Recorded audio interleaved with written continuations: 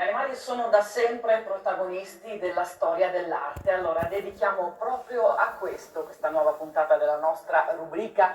Siamo a Venezia, Palazzo Labia, questa è una delle sedi della RAI e questo magnifico salone affrescato da Giambattista Tiepolo a metà del Settecento è dedicato proprio alla famiglia Labia che aveva acquisito qui in città il titolo nobiliare. Il tema è storico, è dedicato ad Antonio e Cleopatra, ma ci sono molti animali protagonisti, a cominciare da questo levriero. Intanto ho raggiunto Antonio Manno, il nostro ospite di oggi, buongiorno.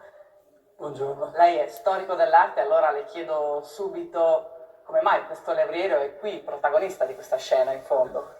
Il levriero è un cane da caccia che basa la sua abilità sulla vista per individuare la preda e poi dopo sulla velocità. E se noi lo osserviamo attentamente, vediamo che con il suo capo compie un gesto per invitarci a entrare dentro la scena.